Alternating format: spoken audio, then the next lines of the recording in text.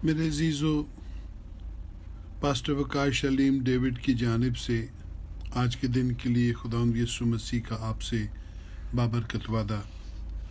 खुदावंद के जिंदा पाक कलाम में से पढ़ेंगे पहला थेसलनीकियों उसका 4 बाब और उसकी 13वीं आयत। कलाम खुदा में यूँ लिखा है, ऐ भाइयों, हम नहीं चाहते कि जो सोते हैं उनकी बाबत तुम नावाकिफ रहो, ताकि औरों की मानद जो नाउमीद हैं गम न करो। आमीन। तारीख बताती है कि हर दौर में कलीसिया को तबाह करने और मिटाने की कोशिशें की गईं, लेकिन कलीसिया कम होने की बजाय बढ़ती ही चली गई।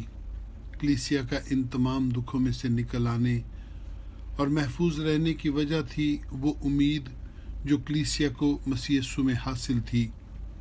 इस दुनिया में ईमानदारों को जिस गम का सबसे ज़्यादा सामना था और आज भी है, वो है मौत। लेकिन खुदावंद यीशु ने जब मौत पर फतह पाई तो मसीहों के लिए मौत का नज़रिया तब्दील हो गया, क्योंकि जब खुदावंद यीशु मुर्दों में से जी उठा तो उसने साबित किया कि वो ज़िंदगी और मौत का मालिक है। इसीलिए नया अहदनामा मसीहों के लिए मरने को सोने से तशबीह देता है, क्योंकि अब जो मसीही इस दुनिया से रुखसत होते हैं तो वो मसीह यीशु में आराम पाते हैं, क्योंकि वो अब एक बेहतर जहान में हैं जहां उनका खुदावंद उनसे पहले वहां मौजूद है, और वो बहुत जल्द नींद से जगाए जाएंगे ताकि खुदावंद यीशु मसीह की दूसरी आमद में शरीक हों। मेरे अजीज़ों, जब आपके दोस्त अजीज़ इस दुनिया से रुखसत हों तो आपका गम मुनासिब हद तक ही रहे, क्योंकि हद से बड़ा हुआ मातम और वावेला नाउमीदी को जाहिर करता है।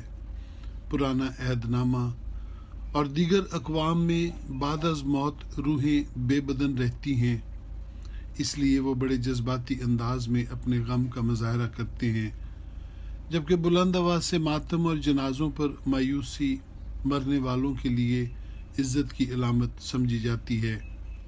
लेकिन मसीही ईमानदारों के लिए यहाँ भी उम्मीद है, क्योंकि हर एक मसीही के बदन की भी क़यामत है।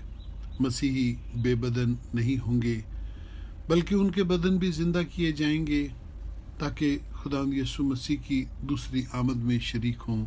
आमीन सुम आमीन। खुदावंद आपको बरकत बख्शे।